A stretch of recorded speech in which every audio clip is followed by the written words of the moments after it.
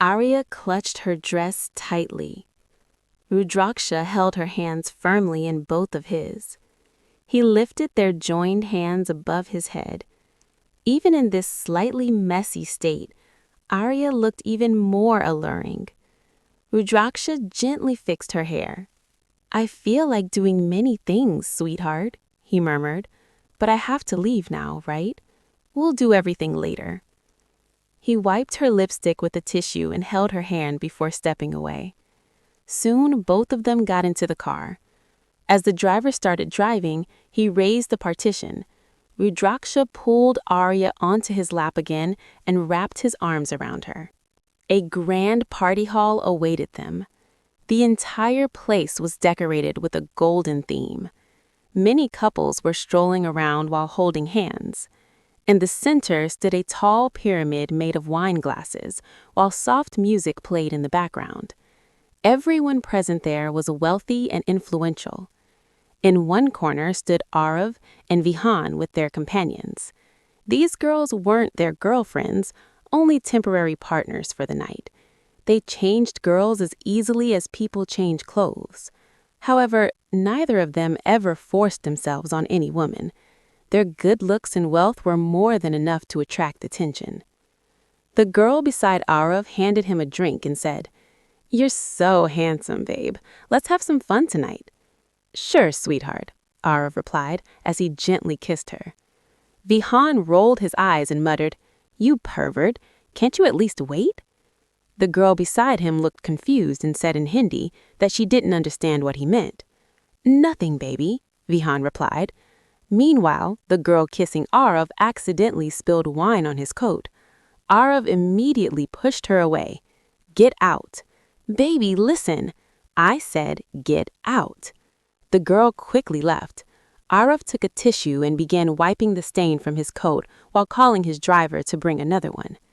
Vihan said, "Why hasn't Rudraksha arrived yet? Only he knows his own timings." Just then, the driver arrived with a new coat. Vihan smirked. "By the way, who do you think he'll bring us his partner tonight? Your sister-in-law or someone else?" Arya shook his head. "I doubt he brought Arya here. He's so possessive about her that he won't even let people look at his wife." Both of them quietly sipped their wine. Suddenly, there was a stir near the entrance. Arya glanced toward the gate and nearly choked on his drink. "Vihan, what the hell are you doing?" he said while gesturing behind him. Vihan turned to look, and his eyes widened in shock. A little earlier, Arya had been sitting with Rudraksha in the car. Their car had stopped outside the party hall. Arya nervously rubbed her fingers. She had never attended such a grand event before. Rudraksha held her hand and stepped out with her. The moment she appeared, everyone's eyes seemed to settle on Arya. After all, Arya looked stunning, hot and incredibly attractive. The men standing outside stared at her with desire, which made Arya uneasy.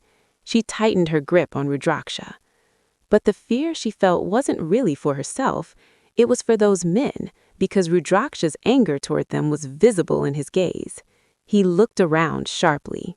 Just then, a middle-aged man approached them and shook hands with Rudraksha. "Hello, Mr. R.S." Rudraksha shook his hand in return. "Hello, Mr. Vilas." Mr. Vilas glanced Arya up and down before smiling. "Hello, beautiful lady." He extended his hand to her. Arya was about to shake it when she felt Rudraksha's intense gaze on her. She quickly placed her hands behind her back and greeted him from a distance. "Hello." "Excuse me," Rudraksha said, placing his hand firmly around Arya's waist as he guided her forward. Mr. Vilas's hand remained hanging awkwardly in the air. He clearly disliked being ignored like that. Watching Rudraksha and Arya walk away, he signaled something quietly to his assistant before heading inside. As soon as the couple entered the party, all attention shifted toward them. Arya became the center of every man's gaze because of her striking figure, while many women stared at Rudraksha's handsome face. Arya felt a little nervous under all those eyes.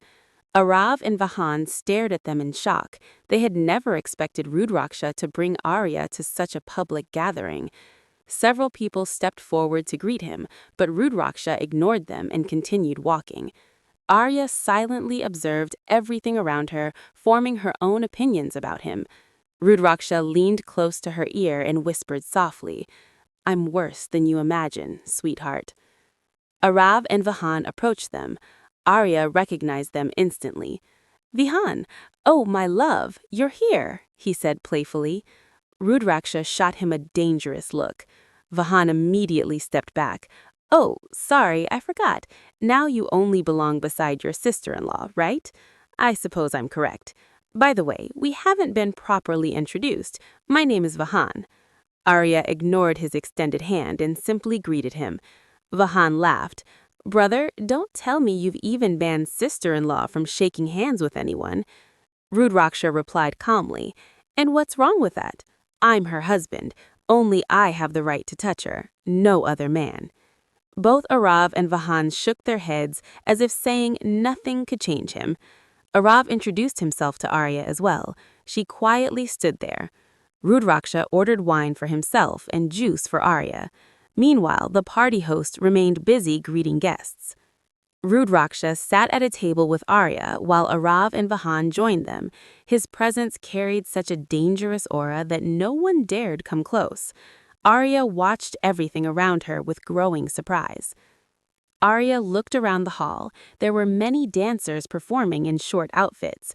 In one corner, a man was surrounded by several girls, while somewhere else, a woman stood among many men, all clinging closely to each other. Arya thought to herself, "What kind of place is this? Have you brought me to a party like this? If parties are like this, I will never come again." Just then, she noticed a glamorous girl walking toward them in high heels, moving like she was on a runway. The girl confidently came over and sat on Rudraksha's shoulder while gracefully moving her hands. Arya watched her and thought to herself whether the girl had a death wish. At that moment, everyone else in the room seemed to be thinking the same thing as Arya. However, the girl clearly didn't know Rudraksh. She had no idea what kind of person he was. Rudraksh looked at her with a cold and dangerous gaze. The girl noticed his expression and instinctively stepped back in fear. But then another thought crossed her mind. If I can get close to RS even once, my life will be set. No matter how dangerous he looked, he was still a powerful and handsome man with a striking presence. Gathering courage, she forced a wide smile onto her face. "Hello, Mr. RS," she said sweetly. "Would you dance with me?" She extended her hand to him. Rudraksha responded with a strange smile. Seeing this, the girl felt delighted, while the others around them watched with surprise.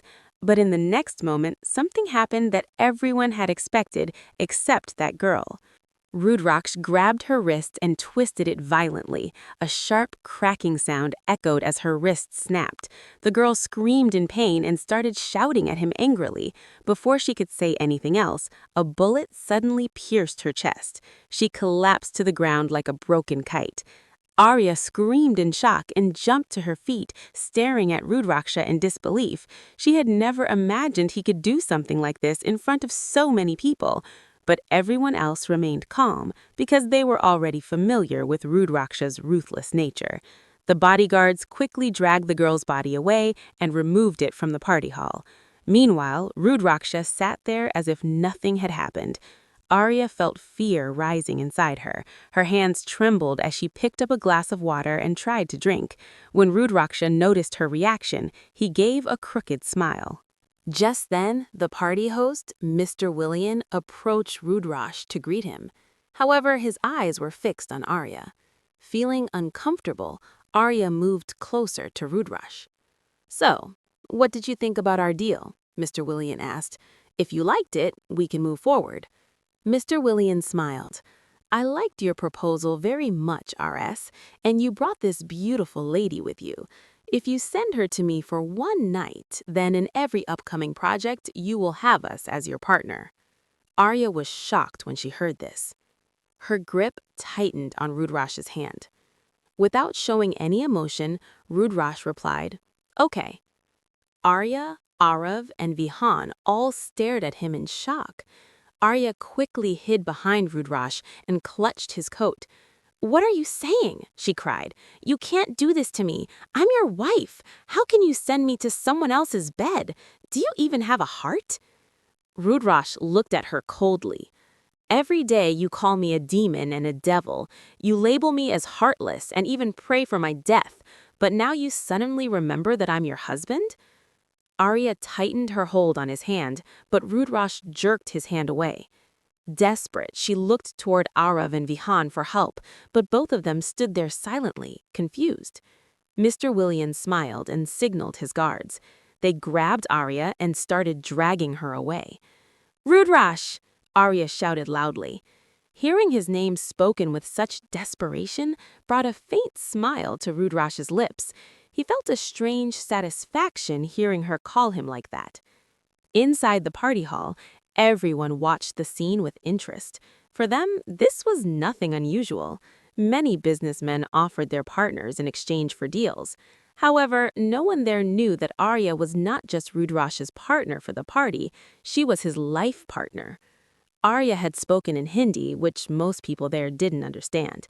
They only understood English. Vihan finally spoke. "Rudrash, have you lost your mind? What are you doing? This isn't right." Rudrash replied coldly, "My mind is already disturbed, and if you don't want me to kill you, then stay quiet." Before Vihan could argue again, Arav signaled him to stop. He knew that once Rudrash decided something, no one could change it. Still, somewhere deep down, he hoped Rudrash had another plan. "Let it be," Arav said quietly. Meanwhile, Mr. William happily said, "Thank you so much, Mr. RS, for this beautiful gift. Let's consider our deal confirmed." He asked his assistant to bring the documents. The papers were placed before Rudrash for signing. "The deal is finalized," Mr. William said. "All the conditions are written clearly. Did you read them? If anyone breaks the contract after signing, they will have to pay 200 crore rupees to the other party. Since this project is very large, the amount involved is also huge." "I've checked everything," Mr. William continued, "and I have no problem with it. After all, working with RS is beneficial for me as well." Rudrash smiled faintly and shook his hand. Mr. William immediately left to go see Arya. The moment he saw her beauty again, his body grew restless with desire.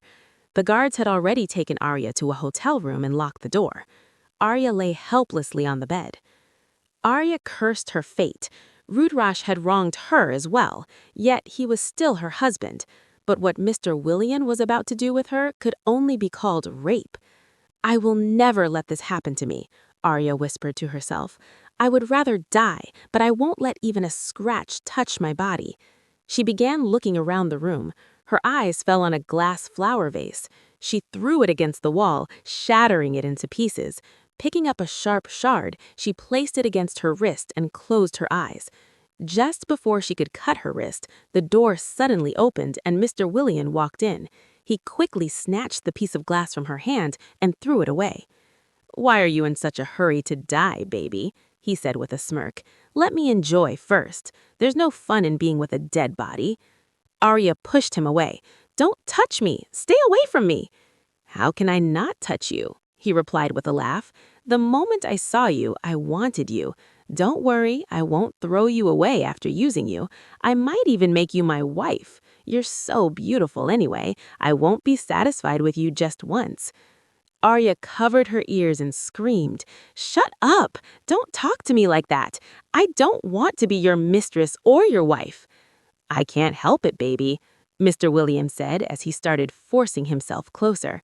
Arya tried to escape, but he pushed her hard against the wall and she fell to the floor. Mr. William loosened his tie and tossed it aside. Then he removed his coat while staring at her. "Why are you throwing tantrums, baby? I want to taste those delicious lips and feel your body." Arya couldn't tolerate his filthy words anymore. When he tried to grab her again, she struggled and pushed him away, but he held her tightly and twisted her arm. Arya screamed in pain. Mr. Williams started laughing loudly, but his laughter suddenly turned into a painful scream.